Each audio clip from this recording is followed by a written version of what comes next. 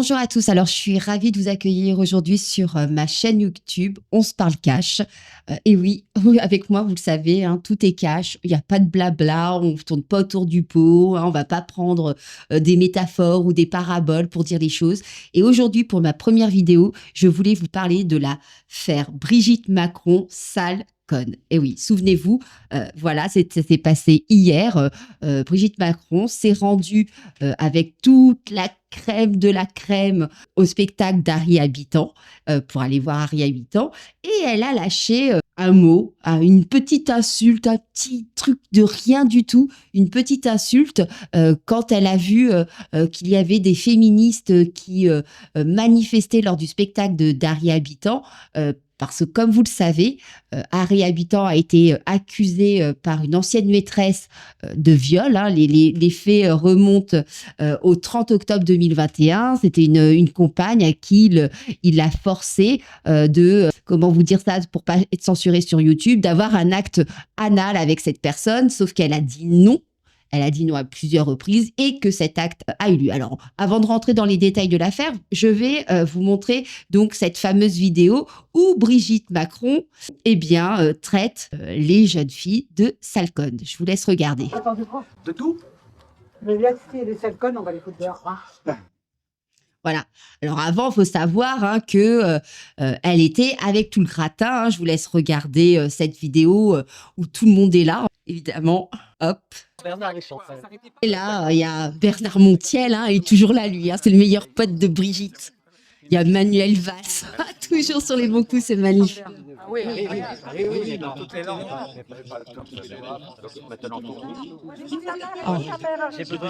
Alors là, on ne voit pas sur la vidéo, mais il y a également, si on la voit derrière, il y a également Tiffaine Ozière. Donc tout ce beau petit monde s'était réuni pour assister au fameux spectacle d'Harry Habitant. Évidemment, il y avait des féministes qui étaient là pour critiquer. Alors pourquoi moi ça me fait réagir? Déjà, c'est une histoire, si vous m'avez suivi un peu sur TPMP, que j'ai bien suivi, puisqu'à l'époque où ça s'est passé, j'étais directrice du magazine Public. Et il s'avère que d'ailleurs, la fameuse vidéo où Brigitte Macron insulte ces jeunes femmes en les traitant de sales connes, qu'elle allait les foutre dehors comme elle avait apparemment l'habitude de le faire quand on l'embêtait. Eh bien, cette vidéo vient du magazine Public. Et il s'avère que la nouvelle rédactrice en chef du magazine Public est celle qui avait enquêté à mon époque sur l'affaire Harry Habitant, c'est Maëlle Brun. Et donc, Public a diffusé cette vidéo. Voilà, certainement pensant faire le buzz et ne pensant pas peut-être que ça allait déchaîner les foudres et surtout créer une énorme polémique. Alors moi, pourquoi je voulais revenir sur cette histoire? Parce que j'ai vu des gens, comme par exemple Pascal Praud, je vous montre vite fait l'édito de Pascal Praud, que je trouve, mais alors, dégueulasse. Pourquoi je vous le dis? Regardez. À exprimer avec des mots crus ce que beaucoup de personnes pensent quand elles voient un collectif de jeunes femmes contester une décision de justice, quand elles voient un spectacle interrompu, quand elles voient cette violence. Et disons-le, cette bêtise que rien ne justifie sinon le désir de faire le buzz. Ah bah oui, oh pauvre petite Brigitte Macron, elle a dit ce que tout le monde pense. Non, moi je suis désolée, je pense pas ça. Alors vous, je regarde vos commentaires, n'hésitez pas à commenter et à vous abonner à la chaîne, mais moi je suis désolée, je pense tout sauf comme Brigitte Macron. Alors bien sûr, une première dame peut-être ne devrait pas dire cela. Une première dame ne devrait pas dire ça. Moi je dis sale conne, à la rigueur ça peut passer, mais Brigitte Macron c'est quand même malvenu. Mais ce sont des propos privés qui n'avaient pas vocation à venir dans l'espace public. Des propos privés qui n'avaient pas pour but de venir dans l'espace public. Non mais sans déconner, ça me fait juste halluciner parce que c'est complètement mensonger ce que dit Pascal Praud dans cette vidéo. Alors je vous explique un peu comment ça se passe et je le sais pour l'avoir vécu pendant 20 ans. Il faut savoir qu'il y a eu 2 vidéos de cette rencontre en coulisses entre Brigitte Macron, Bernard Montiel, Tiffaine Ozière et Harry Habitant. 2 vidéos. Une qui venait du magazine Public et une qui venait du magazine Closer. Alors Closer, ils ont fait un peu plus gaffe, ils n'ont pas diffusé les propos de Brigitte Macron. Ces gens étaient en coulisses. Donc s'ils étaient en coulisses, c'est qu'ils avaient été invités. Et je le sais, j'en suis sûre, j'en mets ma main à couper. Ils ont été invités par Best Image. Vous savez, l'agence de Mimi Marchand qui a été repris par Xavier Niel et qui aujourd'hui, peu de personnes le savent, est dirigée par Thierry Moreau. Vous savez, cet ancien chroniqueur de TPMP qui était aussi directeur de la rédaction de Télé 7 jours et qui nous a traités, nous qui ne voulions pas faire d'injection, de sales connards. Eh bien, il a invité la presse à venir en coulisses. Et la preuve, c'est que à la fin de la vidéo où on les voit tous, je vais vous montrer. Regardez. Dominique, je vois là. Mais on rentre pas tous. Allez-y. T'arrives, t'as un grand angle, Jacques? J'arrive. Je regarde juste comment. Vous voyez, un grand angle. Bah oui, parce qu'il y a Jacques, le photographe de Best Image, qui les prend tous en photo. Et ils sont tous là. Donc Brigitte Macron sait qu'elle est filmée, sait qu'elle est photographiée. Donc quand Monsieur Pascal Praud nous dit ceci, Mais ce sont des propos privés qui n'avaient pas vocation à venir dans l'espace public. eh ben, il se fout bien de notre gueule. Moi, j'appelle ça l'opposition contrôlée. C'est comme pour Zoé Sagan, quand il a le procès de Zoé Sagan, vous savez, Brigitte Macron a attaqué pour cyberharcèlement une dizaine de personnes d'Aurélien Poisson-Atlan, alias Zoé Sagan, alors qu'elle est même pas sur les réseaux sociaux. Hein. Et bref, Monsieur Pascal Praud a dit un truc immonde, à savoir qu'il fallait tout lui enlever, qu'il se retrouve nu dans la rue, hein, que s'il a le moindre centime, on lui enlève tout, sa maison, son enfant, tout. Ah bah oui, il a grand cœur, Monsieur Pascal Praud. Hein. Moi, j'appelle ça à nouveau l'opposition contrôlée. Eh bien là, il récidive, hein, parce qu'il veut avoir les bonnes grâces de Madame Brigitte Macron et de l'Élysée. C'est pour ça que moi je dis, alors, tout le monde me parle de CNews, etc. Pour moi, c'est l'opposition contrôlée. Et là où je trouve assez hallucinant, après j'arrêterai sur Pascal Praud, la fin elle est grandiose. Alors on écoute. Sans son producteur, Gilbert Coulier, sans Nicole Coulier, il ne serait pas sur scène. Je regrette que des personnalités du spectacle, celles qui connaissent Harry Habitant, celles qui disent en privé ce que je dis là, celles qui sont scandalisées de la séquence qu'il vit, je regrette que ces personnalités ne prennent pas la parole. Alors oui, les paroles de Brigitte Macron ont un mérite, mettre en lumière une injustice et se taire, c'est la cautionner. Et se taire, c'est la cautionner. Alors ça, moi, je peux pas le supporter. Pourquoi j'interviens? Parce que je crois qu'il est temps de rappeler à ces journaleux le métier. Ok, vous avez trouvé ça prétentieux, je me prends pour je ne sais pas qui, mais Harry Habitant a bénéficié d'un non-lieu. Un non-lieu, ça ne vous innocente pas. Un non-lieu, c'est une capitulation lorsque, faute de preuves, on ne peut poursuivre la procédure. Alors moi, maintenant, on va rentrer vite fait dans les faits, parce que c'est important de rentrer dans les faits quand on est journaliste. Je vous rappelle que les faits reprochés à Harry Habitant se remontent au samedi 30 octobre 2021. Ce soir-là, la jeune femme que Maëlle Brun, actuellement rédactrice en chef de Public, et qui était à mon époque ma chef des infos, elle l'a eu au téléphone, cette jeune femme. Et je peux vous dire qu'elle était dans un état pitoyable. Cette jeune femme, qu'est-ce qui lui est arrivé? Elle sortait avec Harry Habitant, qui avait une femme, à la base une femme officielle. Elle sortait avec lui depuis quelques mois. Et Harry Habitant a voulu toujours avoir un acte sexuel de façon anale, chose à laquelle elle s'est toujours refusée.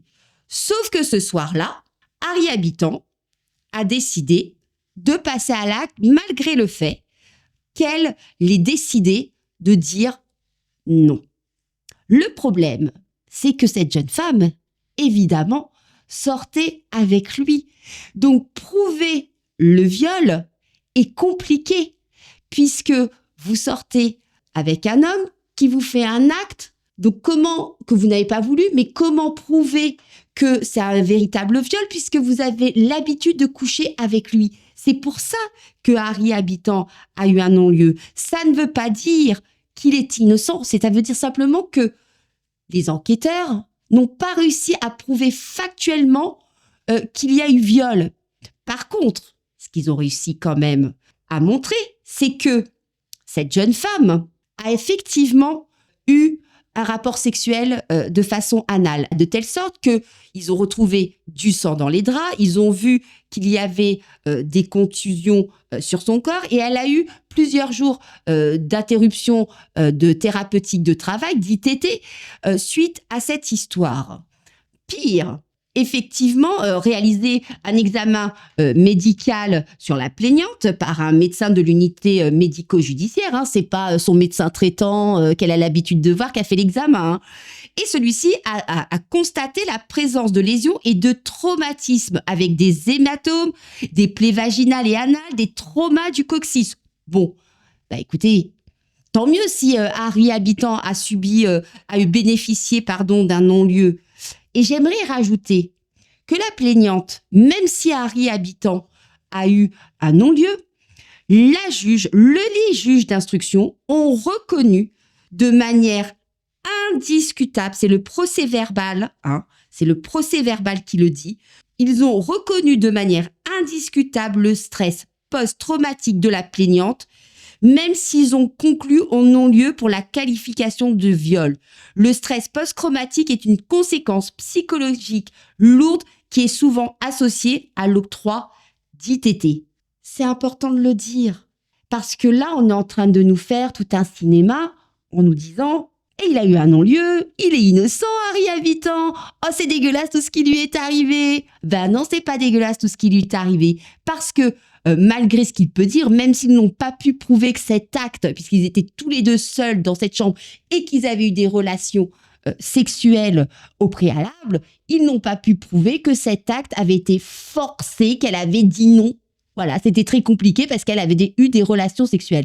Et moi qui connais l'affaire, je peux même vous dire à quel point Harry Habitant a été goujard, c'est que après avoir fait cet acte, il est parti prendre sa douche, il a pris les draps, il les a balancés et il lui a demandé de rentrer chez elle comme une grande parce qu'il avait une petite fête à faire. Ensuite, je vais revenir maintenant sur Brigitte Macron. Brigitte Macron traite de sale conne ces féministes, ces 4 féministes qui sont venues manifester. Alors moi, je vous avoue, du genre, je suis pas très féministe, moi non plus à la base. Voilà, et souvent je trouve qu'elles exagèrent, mais quand même, sur ce coup-là, je peux pas laisser dire parce que je connais bien l'affaire. Et d'ailleurs, j'en ai beaucoup parlé dans TPMP à l'époque. Brigitte Macron nous dit, hein, on va se remettre le petit passage. De tout. Les sales connes, on va les foutre dehors. Même s'il y a des sales connes, on va les foutre dehors. C'est sûr que Madame Macron, en termes de consentement, elle s'y connaît. Hein. C'est sûr que quand on est une professeure de 39 ans et qu'on sort avec son élève, allez, je vais être gentille, de 15 ans, on s'y connaît en consentement. Je trouve ça, mais vraiment, c'est hallucinant. Hallucinant qu'une bonne femme, entre guillemets, comme ça, soit défendue par des journalistes crapuleux, alors qu'elle-même a fait un détournement de mineur qui d'ailleurs ne pourra plus être attaquable le 21 décembre prochain puisqu'Emmanuel Macron aura 48 ans et que le délai pour attaquer est de 30 ans après la majorité.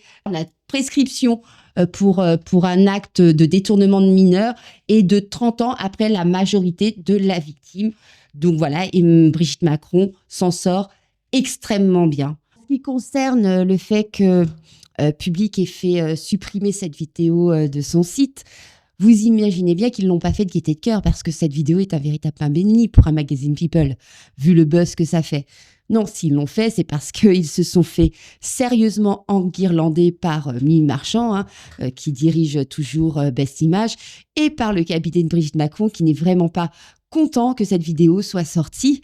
Évidemment, ils pensaient maîtriser la com de A à Z, et il y a eu un petit loupé. Alors, je peux vous dire qu'ils sont hyper furax là-haut parce que moi-même j'ai reçu un petit message bien sympathique ce matin, voilà, un petit message entre menaces et colère, comme quoi évidemment ça ne leur plaît pas que cette vidéo fasse le tour, et moi je continue à la diffuser et à en parler parce que encore une fois ça prouve que la liberté d'expression est gravement mise en danger dans ce pays.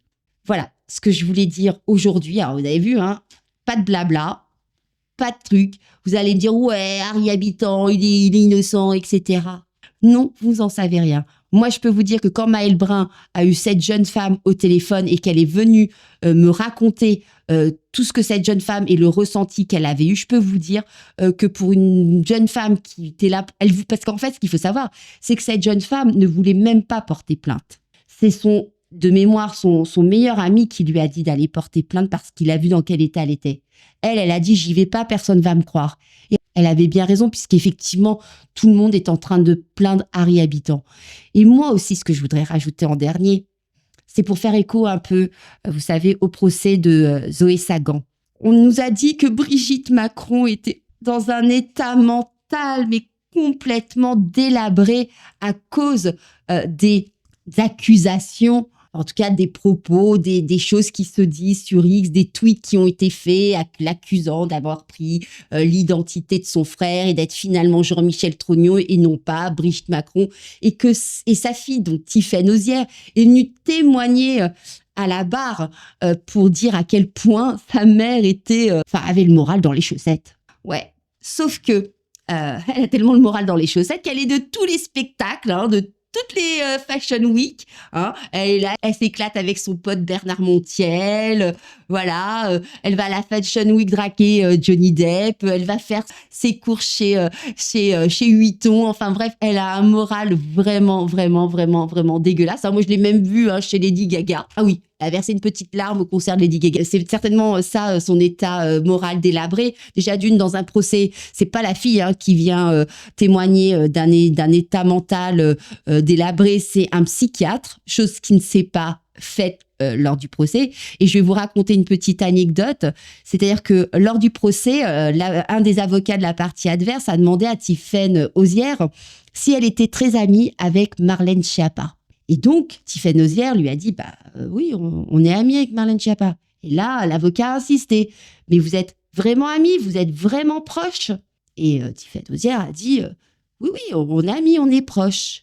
Et là, l'avocat lui a dit, alors, vous pouvez nous expliquer comment Marlène Schiappa a pu déclarer dans une émission de télé que Jean-Michel Trogneux, c'est-à-dire votre oncle, était mort, alors que vous êtes en train de nous dire depuis le début de ce procès que Jean-Michel Trogneux est vivant. C'est votre amie. Donc, si c'est votre amie, elle devrait être au courant de savoir si votre oncle ou pas est mort.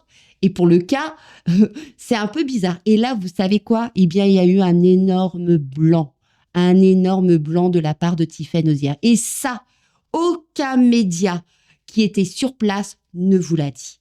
Voilà. Eh bien oui, dans l'émission que je vous proposerai tous les jours, en tout cas toutes les émissions que je vais faire, moi, ce sera des émissions où on dit vraiment les choses, où on dit la vérité, parce que on se parle cash. Alors n'hésitez pas, je vous remercie de m'avoir suivi, abonnez-vous, mettez la petite clochette pour les prochaines vidéos, et puis on se dit à la prochaine pour une nouvelle émission, et je vous assure qu'il y a beaucoup de choses à dire, et que je vais vous faire plein de révélations. À très vite.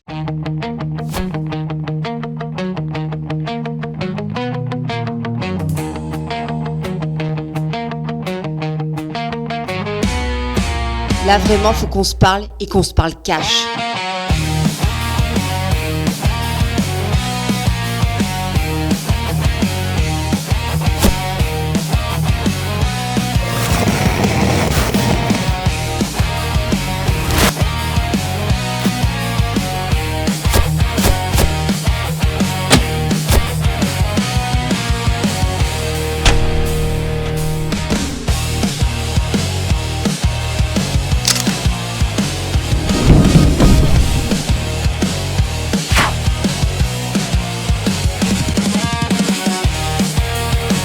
Là, vraiment, faut qu'on se parle et qu'on se parle cash.